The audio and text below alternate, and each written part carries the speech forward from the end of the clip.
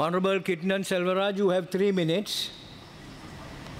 கௌரவத்திற்குரிய பிரதி சபாநாயகர் அவர்களே, இன்று சமிந்த விஜயஸ்ரீ கௌரவ பாராளுமன்ற உறுப்பினர் அவர்களால் முன்மொழியப்பட்ட அல்லது கொண்டு வரப்பட்ட இந்த பிரேரணை என்பது மிக மிக முக்கியமானது. நாம் அனைவருக்கும் தெரியும், அவர் கொண்டு வந்த, அதாவது சமிந்த விஜயஸ்ரீ பாராளுமன்ற உறுப்பினர் அவர்கள் கொண்டு வந்த பிரேரணையை நான் பேசுவதற்கு முன்னர் அவரும் கடந்த காலத்தில், அதாவது ஒவ்வொரு கட்சிகளிலும் பிரதிநிதித்துவம் செய்து இன்று சஜித் அணியை பிரதிநிதித்துவம் படுத்துகின்றார். 1973 ஆண்டுக்கு முன்னர் இந்த நாட்டின் மொத்த பால் உற்பத்தி 181% இருந்தது.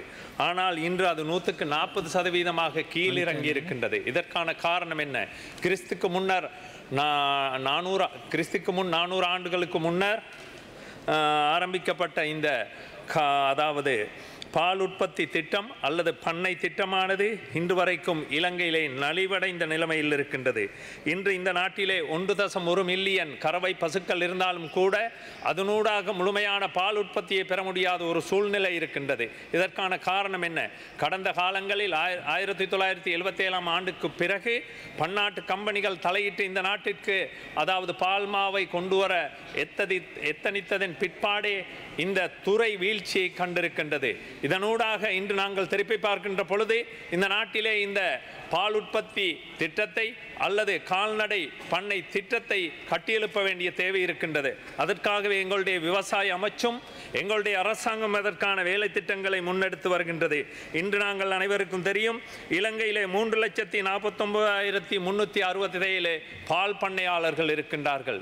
இந்த பால் பண்ணையாளர்கள் அனைவரையும் எடுத்துக்கொண்டால் மிகவும் கவலையான வறுமை தோய்ந்த நிலைமையிலே இருக்கின்றார்கள். இதற்கான காரணம் என்ன?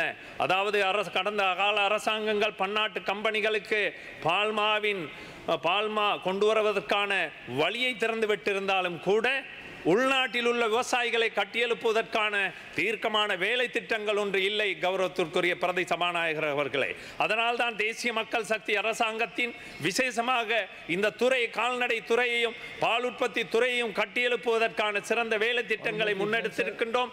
அது தேசிய ரீதியில் முன்னெடுக்கின்றப்பட்டிருக்கின்ற பொழுது பிரதேசங்கள் தோறும் கால்நடை அரசாங்க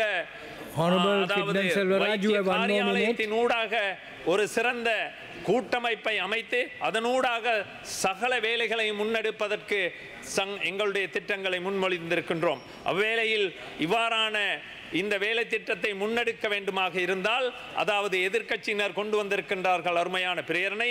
அந்த பிரேரணையை நாங்கள் அரசாங்கம் என்ற வகையிலே வழிமொழிகின்றோம்.